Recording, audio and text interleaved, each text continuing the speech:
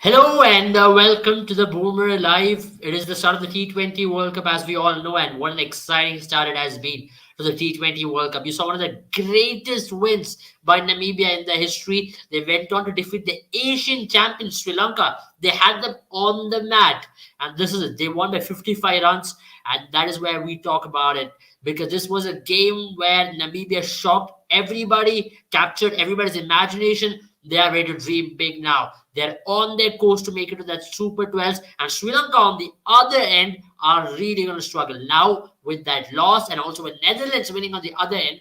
Now it's going to be tough. And we had another game today, it was between Netherlands and the United Arab Emirates.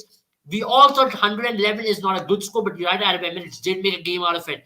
You could say it could have gone either way. It went down to the last ball, and in the second last ball, they got the 1-1 and snatched the game away. A great captaincy, great bowling effort by Junaid and Zahoor. They both, strangled Netherlands to an extent, and also Karthik Mayappan played a very big role, as we discussed yesterday. His four overs were very crucial as well. Very, very tight game there. So it's all been a very exciting start of the T20 World Cup. New conditions, so you can expect that ground dimensions were beautifully used by a lot of teams. I have Sandipani with me. How excited are you? Because this is an expected start, but this is something beyond our imagination. We not expect this happening. Yeah, I mean the hype was expected, but certainly in terms of the results, I mean not two, but the first result was a big upset. Probably one of the biggest upsets in T20 World Cup in recent times, because Sri Lanka coming after that Asia Cup triumph, beating India, beating Pakistan convincingly, and then losing to Namibia. And mind you, this was Namibia's first big T20I win. Like, they have defeated Ireland once in the last World Cup, and they have defeated Zimbabwe three times. Other than that, they have hardly played any test playing nations, and they have hardly sort of made an impact like in the big format. But right now, defeating Sri Lanka in the first game of the T20 World Cup will send a big message. And kudos to the all-rounders, especially. We spoke about it yesterday. David Wiese, JJ Smith, and Jan Freiling were going to be the key assets for Namibia, and they were the key assets for Namibia. Three of them. Wiese, I think, got out for a duck tonight, but did more than like made amends with the ball, opening the bowling and picking up some key wickets, picking up two wickets, and being going at an economy rate of just around four. So I think great win by Namibia. That this definitely now this will.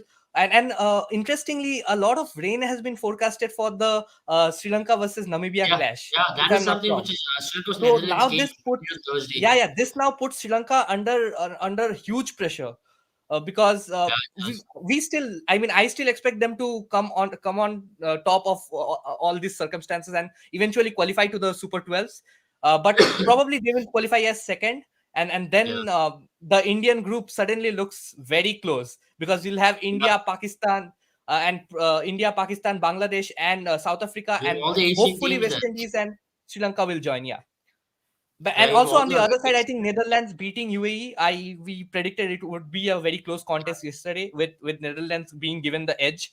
I was very yeah. excited to see Max O'Dowd go, and he had a great start. I think they lost the momentum with losing their openers early on, and then suddenly there was no recovery, the momentum sort of shifted, and they really slowed down. The UAE bowlers did a perfect, wonderful job applying pressure in those middle overs to make a contest out of 111. First of all, I think 111 was I think at least 15 to 20 runs below par Yeah, on that pitch. But they made a game out of it. That just shows the kind of caliber that the team has, the bowling talent that the team absolutely. has. It's just more experience that could have pulled a win, probably. The Yeah, captain, the absolutely. skipper, That Rizwan, was the dropping that catch. opportunity to Yeah. take it forward, and maybe you can win matches, but they did not lose a game by bowling. It should have been a game which should have made, they could have made this game out by batting, maybe 10, 15 runs extra, at least 6 runs per over would be a psychological advantage. But still, they were able to bring the game very close, all thanks to that one over by Junaid as well, where he strangled them completely. If that over had one more wicket in it, then the game things would have been totally different. But it's all ifs and buts at the end of the day. But for I mean, UAE, they'll take a lot Junaid of points Siddiqui out of it. coming back to the spell, picking up the wicket of I think Tom Cooper and another important scalp. Van der Merwe. picking up two crucial wickets in the 13th or 14th over. He could have had a third. I mean, that was Yeah. a simple enough catch that sort of the skipper Rizwan dropped. But I Mhm. think, yeah, big tournament, first game, there will be lots of nerves, and yeah, you can expect some sort of error. But this is the highest form of cricket, and if you have to win games, you have to take those catches. A brilliant, valiant effort from UAE. Very impressed by the performance. Absolutely. I mean, you have to give credit to UAE for that, for making a game out of nowhere in that kind of a pitch. But also, you have talked about the pitch. It was a different wicket altogether from what we expect in Australia. The wicket had a lot to do for fast bowlers and also for the spinners, because spinners also got in the game. The conditions were very cold in Australia, as we always speak. And as I already mentioned, a month ago, this time Australian conditions are going to be so much different. Even for the Indian game, the minimum temperature is 10 degrees for India-Pakistan game as well. So you can imagine it's playing cricket on winters. It's the first time ever any kind of tournament is going to be held earlier on or later part of October. Every team towards Australia in December and start of December, later in November, where the summer is really kicking. This is still the end of winters in Australia, and it's in southern hemisphere. So that it's totally different things. And you saw that today. That's why someone like Junaid got the ball to nip around even in the 15th and 16th over, because there was a lot to offer the fast bowlers later on in the day. Temperatures did drop down to 7 degrees Celsius in Geelong today. So you can expect these kind of things happening in Australia, especially this time. Maybe one of the reasons why the power score can slightly come down from what we are already expecting.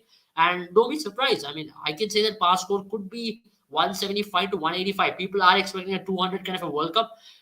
Maybe on good wickets like Perth, like what you saw the Optus Stadium in the first game against England and Australia. Maybe those kind of wickets you can expect a high score like 170, 180, 190. But Yeah. on grounds like Geelong, on grounds like Canberra, maybe even in Melbourne, for example, the ball will move around quite a bit. And even in Perth, sometimes you can get a lot out of it. That's why one of the reasons why even that Western Australia was an Indian game. If many people know, a lot of bowlers were able to get involved in it because of the reason Yeah. that the game was played during the day. The conditions are different. The ball is nipping around a lot more in Australia than what we are used to seeing. Usually in Australia, you don't see the ball swing a lot, but this time in Australia, the ball is nipping around quite a lot, and also from the wicket and in the air as well. So it's a different Australian conditions altogether. That should be kept in mind for every bowler, and that's why we'll talk about Namibia first up. For Sri Lanka, I think it is one of the worst starts they could have ever dreamt of. And that's how they started the Asia Cup as well. They had a hammering against Afghanistan. Then they had that dream run to go on to win the Asia Cup. Can this be a wake up call for them at just at the right time? Yeah, but yeah, they had a brilliant run after that huge defeat against Afghanistan in the Asia Cup. But uh, see, lightning rarely strikes place twice. Like it is very sort of disappointing to see Sri Lanka play like that against Namibia, because I Yeah. think the pitch was. It was not a 107, 108 sort of a pitch. But, This was but you know what, Salimani, you saw that in Asia Cup, and they could still say conditions did not really play a part. But you've seen this with the Sri Lankan team. When the ball nips around quite a bit, they struggle. And that's going to be the But, case in but this most, World Cup as most of the well. wickets were them miss-hitting deliveries, and I think kudos to should be given to Namibia. They were excellent with the high catches that they took. Some of the Yeah. catches were extremely difficult, and you have to understand that first game under pressure, and they held their nerves, and they took some blinders in the outfield Yeah. especially. Yeah. Because most, if you think about it, I think 5 to 6 wickets that of Sri Lanka's wickets were outfield catches, and they fell trying to up the ante. And honestly, this was, according to me, it was a 170, 180 sort of a pitch. And honestly, Namibia at the halfway stage, they would have been a bit disappointed. They would have been elated by the fact that they ended up on 161 after being at 78 or 80 after the end of 13 overs, and with not too many wickets in hand. JJ Smith and Freiling played a blinder of a knock to take the team, and they were not getting those boundaries in the later stages of their innings. They were scoring twos, they were scoring threes, they were running quickly, and a lot of unforced error from the Sri Lankan team. Lots of extras in that last in the death overs, especially. from over 16 to 20th. If you see the extras that Sri Lanka considered, too many extras considered during that phase. And I think all the good work that the Pacers had done early on in the Namibian innings was taken away with the bowling in the back end. And that has to do something about regarding that has to do with the experience as well. Karima Ratne has been in the Sri Lankan playing 11 for quite some time now. Also Chamira, you might argue, but Chamira before this IPL was not a very effective sort of death over bowler. In this IPL, Lucknow Mm. Super Giants sort of implemented him. He used to bowl well up front as well, but Lucknow Super Giants used him, say one over or two over at the most in the death overs. So they do not have the experience of bowling in the death overs, is what I feel. Because Madhushan is quite new to the Sri Lankan lineup, and I think they'll have to make amends, and they'll have to make quick amends.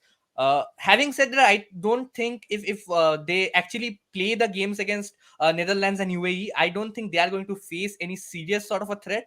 Yeah. But definitely there will be some, and also I love that Well, Namibia. Sri Lanka is slightly happier that Netherlands took UAE took the game to the last over, so the net run rate is not heavily concerned for them at Yeah, this point because if definitely, Netherlands were definitely. 115th or 13th over, then it's a catch up game for them. From there on, it was always going to be tough, an uphill task for them No, to it all counter the depends net. on I think it all depends on the potential knockout game will be the Sri Lanka versus Netherlands encounter. Will be a potential knockout Yeah, game. we already have questions as to whether Sri Lanka will qualify or not because everybody wants to know whether Sri Lanka will qualify. Mainly, firstly, the main thing is that now if that game against Netherlands is washed out, which is predicted, which is a lot in forecast at this point, on Thursday there's heavy rain forecast at this point, and if that game is a washout, then Sri Lanka's chances of going into the Super 12 gets hampered or dampened in a very very big Yeah. margin. Then it's simply not in their hands because they'll have to Yeah, hope that Netherlands somehow loses to Namibia by a huge margin. yeah, Because if in case if somehow Netherlands manages to beat Namibia, then even if Sri Lanka wins both their games, it will still go down to the net run rate. So yeah, very yeah. complex situation for I Sri mean, Lanka Sri right Lanka now. have got two games from here on. They've got a game Yeah, against Namibia. They've got a game against Netherlands and Netherlands UAE. and So UAE. yeah. So now for Netherlands, if they win against Namibia and Namibia if they win against UAE, so it's all going to come down to that net fun Net rate is run what rate, I yeah. think. So now And a that's where Sri 55 run Lanka starts defeat to have. is a defeat by a huge margin. 55 runs, Yeah, but it's and like an especially innings because defeat in a test match. It's as big as that. yeah, definitely innings defeat in test match, especially because Sri Lanka did not manage to even score 110. So their net run rate has taken a hamper, has taken a huge hitting, and I think it'll take something special for them to sort of get through, and definitely they need some luck right now. They can't have a washout. If the Sri Lanka versus Netherlands game is a washout, then the things look very bleak for the Sri Lankan team right now. But then again, this was the exact situation that Sri Lanka was in at the start of the Asia Cup. I expect them to Yeah, bounce back strong against Netherlands and UAE, and but eventually, yeah, yeah. That's if that's that's Namibia similar manages lining to, for Sri Lanka at this point. yeah, and eventually, if Namibia Absolutely. manages to keep their hot streak going, then Sri Lanka will end up in India's group.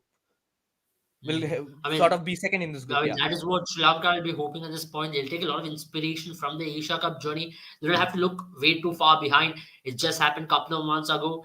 And that's the thing with Sri Lanka. They have a habit of bouncing back. They've shown that to all of us from Asia Cup. In Asia Cup, after the first game, we all wrote Sri Lanka off.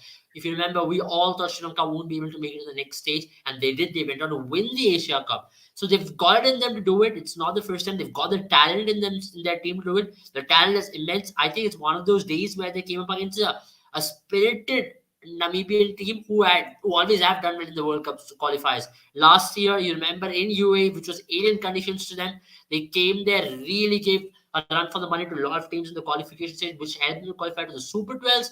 And even in the Super 12s, they had some really good contests. It was yeah. not all one side. I know they did not get a big win margins and qualify to the semifinals, but for a nation to make it to the World Cup for the maiden ever time and to have a run like that, that gave them a lot of confidence. That's what we are seeing of them this time. But And this time the let's just conditions are talk also about well the suited. Namibia's let's just talk about Namibia's batting depth.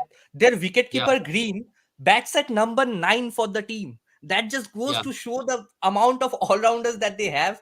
And I think I mean, yeah. Smith.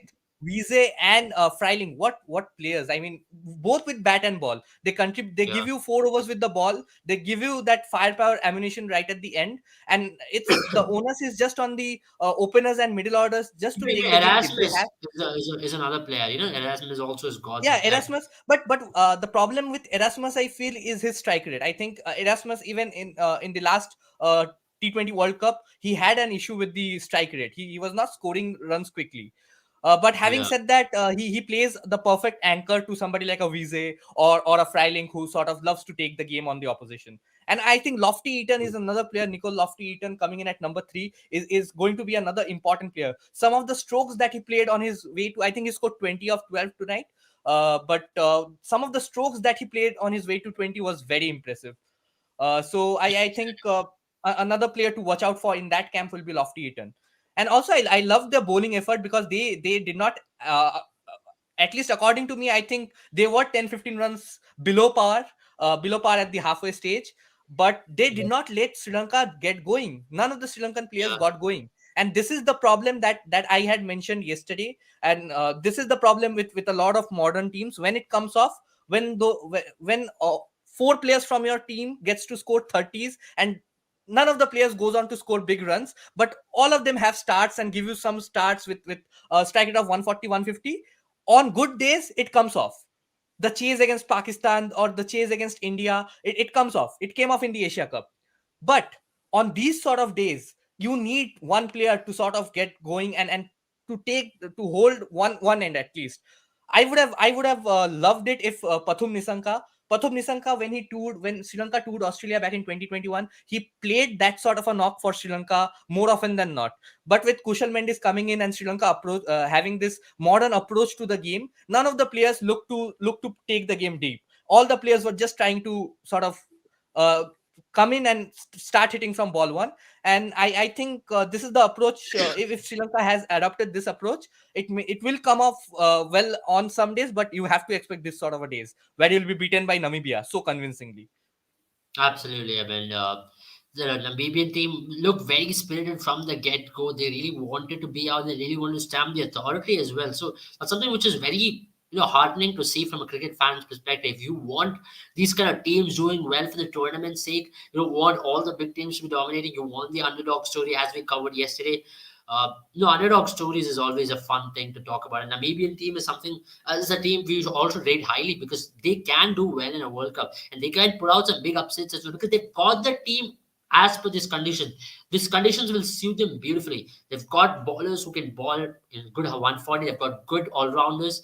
Australian conditions will be much helpful to them compared to the UAE conditions what they played last year. So expect them to come big. Expect them to really use the conditions and pull some upsets. If because of the firepower they've got in the batting, as Satyamani rightly mentioned, they've got their batter, they've got the wicketkeeper batter coming in at number 9. They've got JJ Smith, they've got David Visa who will not get going. If David Visa also gets going, this team becomes even stronger, even potent. You saw it in the last World Cup. David Visa was one of the catalysts, both with the ball and also with the bat. And David Visa has been terrific all across the world, all the leagues where he's played. He's got plethora of experience when it comes to playing T20 format of the game. And that's where, Namibia can really make the most out of him. And Namibia has been playing around them. And now, especially, this year, they've got different players stepping in as well. Today, you saw Jan Freiling step up with the bat, and he batted beautifully. He really took the Sri Lankan bowlers apart to score close to 60 runs in the last 5 overs. It was not an easy task on that pitch. And And they Freiling really was did. promoted like ahead of David Wiese when Yeah, batting. Freiling came yeah, into bat at number 6, which is not his usual spot. You expect somebody like a JJ Smith to walk in at 6, or probably David Wiese to walk in at 6, but Freiling was promoted at the top ahead of them, and he took the game by his head. Like he sort of changed the game. I think, yeah, he was the man of the match, picked up 2 wickets, scored that quick fire 45, 47 of 27, 28 deliveries. That was the game changing moment for me. And also JJ Smith coming in. JJ Smith was the sort of the find of Namibia's team in the last World Cup because he was performing consistently. He was consistent with the bat, especially in the last campaign in the World Cup in 2021. But to see him turn up so well is something good. And Namibia looked very confident. That was evident from the fact that they were able to take those catches in the outfield because it takes. I was honestly I was expecting a lot of dropped catches from especially in the qualifying stages, because teams will be under pressure to qualify, and these are some of the teams who have worked very hard to qualify to the main roster, and a lot of pressure will be on them to make it to the Super 12s. It's a huge opportunity for them, and Namibia just grabbed that opportunity. They can be giant killers on their days, and this just goes to show that like what experience can do. Frylink, Wiese, Smith, they have been a part of this Namibia side for quite some time now, and they have been an integral part of their renaissance, so as to say, the renaissance, not renaissance actually, the growth in cricket, because this is, they are starting it for the first time.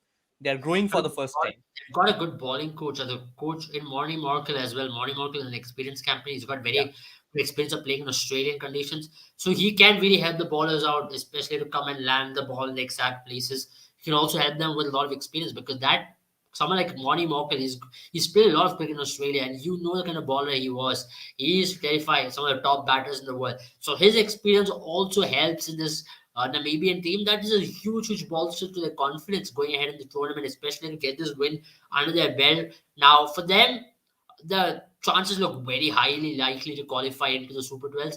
And if they finish number one, they go into the group with England, Australia, New Zealand, and they will be joining alongside Afghanistan as well. Now, for Sri Lanka, it's on the other end, it's a tough task. They have to first get results. They have to get the result against Netherlands. Then they have to hope that game against the UAE also goes well. Because if here or there, if there is even a washout, then their chances dampen a lot, which means that they'll have to head out. So that's going to be the biggest upset to start the World Cup with. And something which I kind of put it out last evening by saying that what if Sri Lanka doesn't qualify? Because conditions are very alien in Australia. For Asian teams to come to Australia and win games, it's never been easy. And only Asian team to have done in Australia, it has only been India. And if I have to say about number of T20I wins in Australia, Pakistan have zero T20I wins in Australia. Can you believe it? I'm not making the stat up. Namibia has more wins than Pakistan in Australia in terms of the T20I wins. So these are big sides. Sri Lanka had done well in patches in Australian T20I games. If I remember, they had won a series in 2018 or 19. They had gone to Australia and done well there. So Sri Lanka has had success, but not really big success. Except India, no team has really had success in Australia. And especially when it comes to Asian teams, they've all had very bad times in Australia. So these conditions are going to be so totally alien for teams like Bangladesh, Afghanistan, Sri Lanka, and to an extent even for Pakistan. So that's where we believe that this tournament is not going to be like the tournament we had in Australia, in UAE, where we saw teams like Australia and New Zealand make it to the final. For the first time, we'll be having expected teams in the top four at least. We're going to have the likes of England, Australia, India, South Africa, or even New Zealand, or for the like of someone a surprise package. Maybe even West Indies, for example, can make it to the semi-final. But Asian teams, it won't be a vast majority of Asian teams. It'll be a big surprise if Asian teams really makes it to the semi-final in large number. And Sri Lanka, if they don't qualify, don't be surprised at all. Welcome to Australia, mate. That's all I would say. But for on the other hand, let's talk about UAE. What's next for them? How to really go ahead for them from here on? Because for UAE, it is something different. The pathway is different for UAE from here on. They'll be coming up against a Sri Lankan team who's desperate for victory, and they'll be coming against a very strong Namibian team as well. Yeah, I think I was very impressed with UAE's bowling tonight, but I don't have the same thing to say for their batting. I understand it was their first game; they were a bit cautious to start off, but having 8 wickets in hand till the 14th over, they actually did not look. They did not have the intent of scoring runs. I think Muhammad Wasim played a good knock of 41, but he could have taken the attack on the Netherlands bowlers from a bit earlier, from say probably the 10th or 11th over, because they had wickets in hand. They had certain firepower in hand. But we all know that UAE's batting majorly relies on their top order. Chirag Suri, Mohammad Wasim, these are some of the reliable players in the team, and you expect performances from them. But having said that, I think it is also important to sort of have that intent of scoring runs, because Yeah, 111 on that pitch was not going to be enough. They needed to have a target on their mind, because I think they were playing to score around 120, 125 and take the game deep. If they would have had the intent, because they were at 55 or 58 for one at the end of 10 overs, so they yeah, could have easily tried to get 80 runs of the last 10 and score 140, and that would have been a more than like above par total. They could have at least tried to score 130, 140. I think they tried to take the attack on the bowlers way too late, and then they lost a lot of wickets on heap. In the last 3 overs, I think they lost 5 wickets, and Yeah. they none of the batters really got going. None of the middle order really got going. So that was a bit of a concern. I mean, But also I was the very power play batting was not impressive at all. They had yeah, yeah, no yeah. intense Power play power batting play. was not at all impressive because they were at 7 runs at the end of 3.4 overs before Mohammad took the attack and hit those two towering, not towering sixes, but two massive hits. So I Yeah, think if he could have sort of continued that intent, and after that there was no intent, and that just made the target so easy for Netherlands that they could just I think Netherlands did hit very few boundaries in their innings, but they were able to take the game deep and they were able to win the game because of the nerves or that nerves of the captain. I think Edward played a fabulous knock because that I think run a ball 17 or probably less than run a ball 17 run knock was very impressive because he understood that you did not need to hit any boundaries. You just had to knock the yeah. ball around for singles and doubles and not lose your wicket. And I think that was only possible because UAE did not have the intent with the bat. You have to Absolutely. when you're batting first, you have to sort of try and take the game out of your opponent's reach in the first innings itself, and that is something I think the UAE did not try. But their first game, I totally understand what they were going through. But again, beautiful comeback to take the game deep, but surely they'll have to bounce back because things are going to get difficult for UAE right now because they are going to face Namibia and Sri Lanka. Both of them are going to be very Yeah, tough opponents to beat. uh, absolutely. and people who are expecting Sri Lanka sort of to crumble, you should know Asia Cup, because Sri Lanka are going to bounce back strong. They are going to come in the second game thinking nothing happened, and they are going to take it out on the opposition because they'll have the Yeah, pressure of the net run rate as well. So yeah. they'll look to win big. So Yeah, they UAE look is for a going big, to that's what face they an think. And for uphill UAE, it's task going to again. be tough times ahead.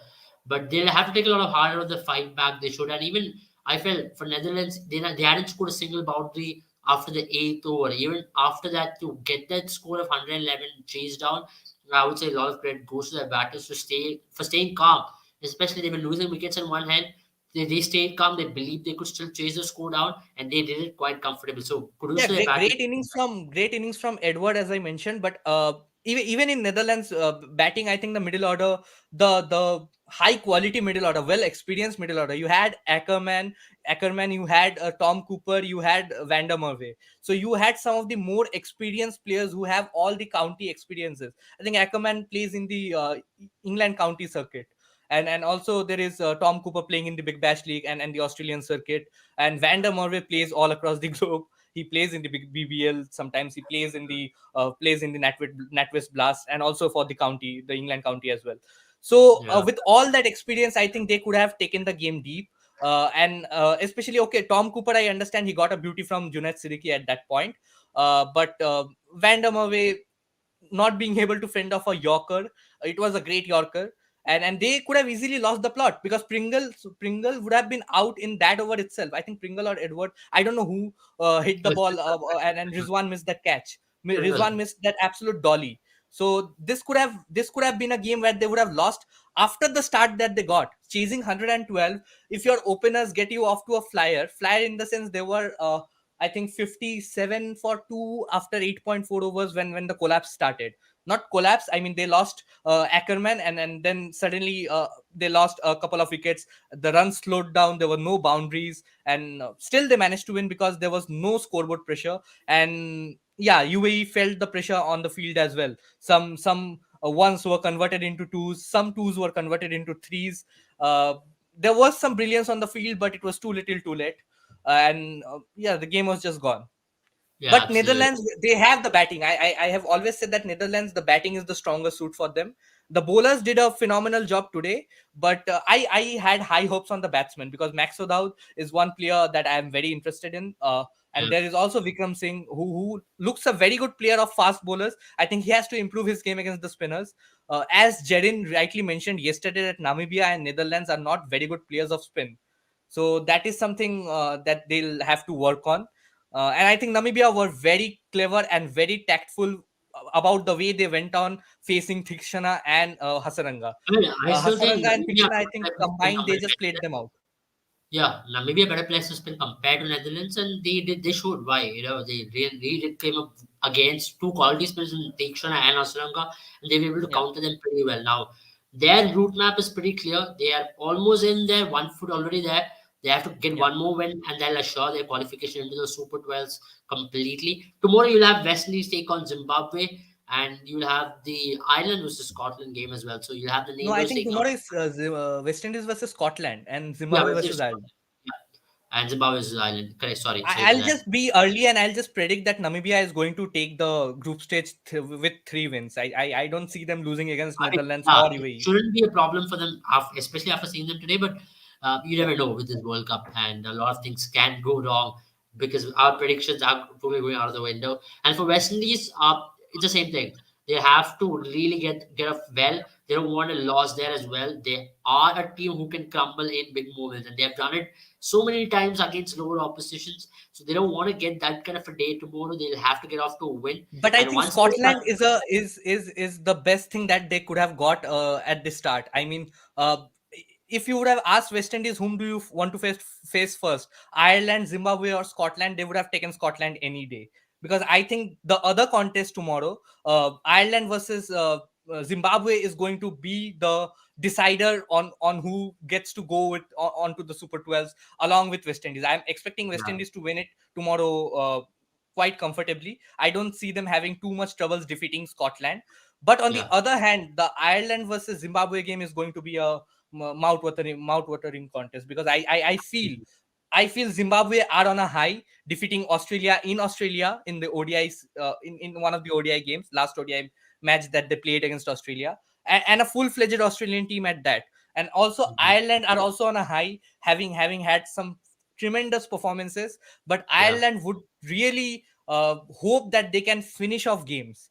They have been choking at critical junctures, which would really disappoint them, because they were yeah, so close to beating India. They were so close to beating New Zealand. They could have had the series against New Zealand, but yeah, they ended up losing because of nerves. I mean, they had the upper hand for almost the entirety of the game. Come the final point, come the final situation, come the clutch situation, the opposition just were better, yeah, and they just crumbled under nerves. So yeah. I think that is something they'll have to work on. But Absolutely. Ireland versus Zimbabwe is a big contest.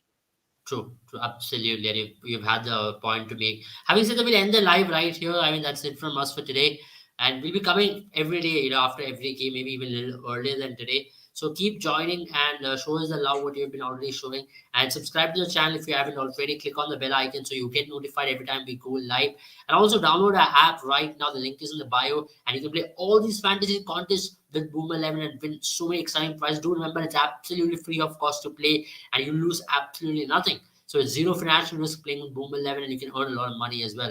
And not money, the kind of worth isn't kind, of course, in terms when it comes to Amazon vouchers or anything, all the gift cards. We already had Salim who said that he won 2 contests today. So that's what it is. He won the first Yeah, prize and he also won the congratulations, third prize. Salim. Yeah, so absolutely. Salim has been having a ball of a day out there. And like Salim, you can also be a winner. You can be a winner with Boom 11 for absolutely free, of course. So do not miss out on the chance and have a good time of T20 World Cup because it's just the beginning. And the beginning is already the trailer of what is yet to come. So you do not know what the picture is all about. So have fun, all of you. Good night. Stay safe. Good night, guys.